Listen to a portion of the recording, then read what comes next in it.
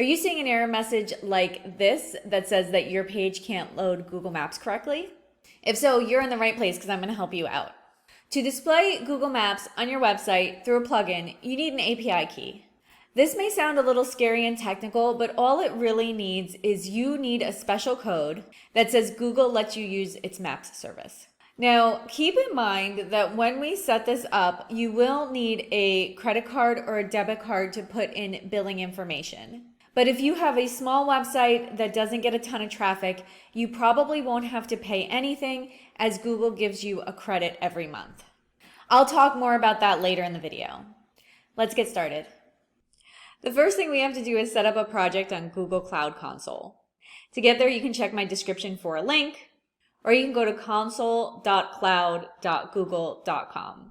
And if you've never used Google Cloud Console before, when you go to that website address, you're going to see a screen that looks like this, and then you're going to want to sign in with your Google account.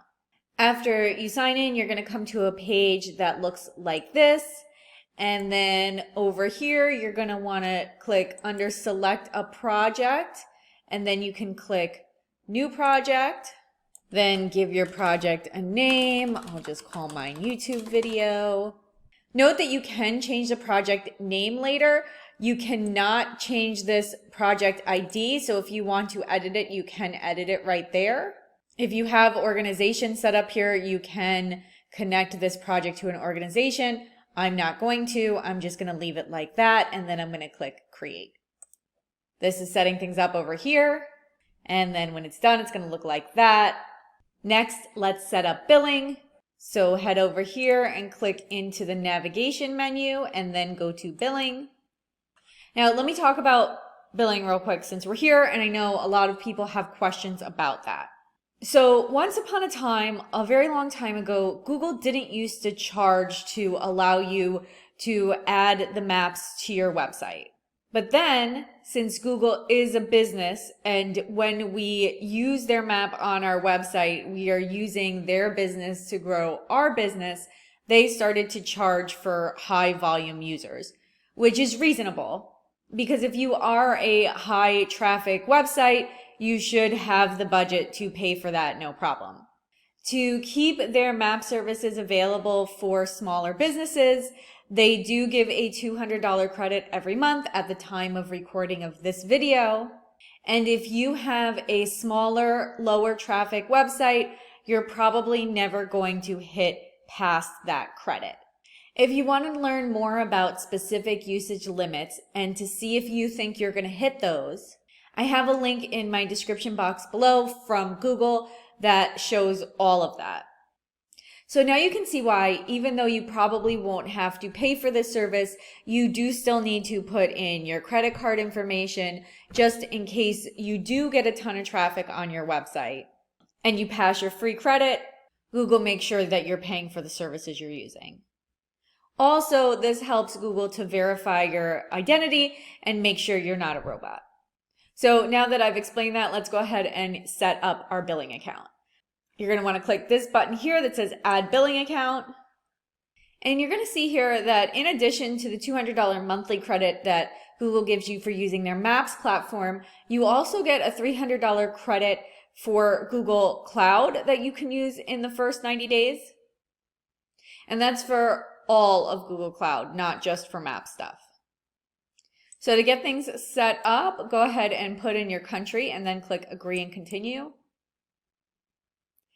And if you already have a credit card attached to your Google account, it's possible it's going to pop up right here.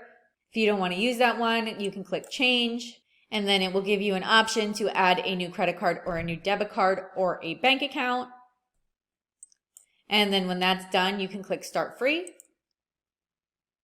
And then we've got a little survey that you can fill out. I usually like filling these out because if I can help make Google better, I would like to do that. But because we're on the tutorial now, I'm going to just hit close. And then we want to make sure that that project is attached to that billing account. So go ahead and under projects, choose the project we created. That's YouTube video. And then we want to click into the navigation menu and choose billing. And then we want to click here to link a billing account. And we are going to choose the billing account we just created and then click Set Account. Now we need to enable the Maps API on this project. To do that, go to the navigation menu again and choose APIs and Services. Then click Library. And then you're going to want this one right here that says Maps JavaScript API, and you're going to know that that's it because it says Maps for your website. So click that. And then click this button that says Enable.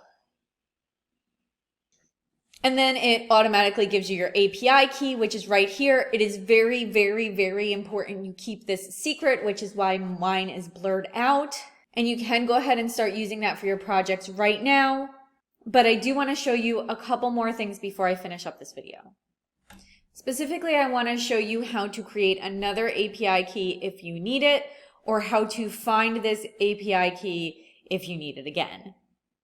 So click into go to Google Maps platform. And the first thing that pops up is an alert asking you if you want to protect your API key by restricting it. And we do want to do that, but I'm going to show you that after I show you something else. So I'm going to click maybe later here. And now that we're in Google Maps platform, you can find your API key by clicking keys and credentials. And here's the API key we just created, but you can also make a new one by clicking create credentials up here.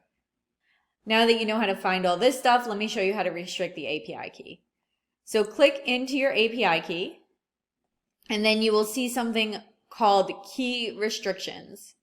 Now this is important to do so nobody else uses your key that's not supposed to use your key. Because remember, if you get too much traffic, you're going to get charged for this. So obviously you don't want to get charged for somebody else's website traffic. Now I do want to note something here because I know that sometimes people have trouble getting their keys working, and a lot of times it's because the restriction isn't set up properly. So if you are having issues with this not working and you're troubleshooting, the first thing I want you to do is put it back to no restrictions and then see if it's working.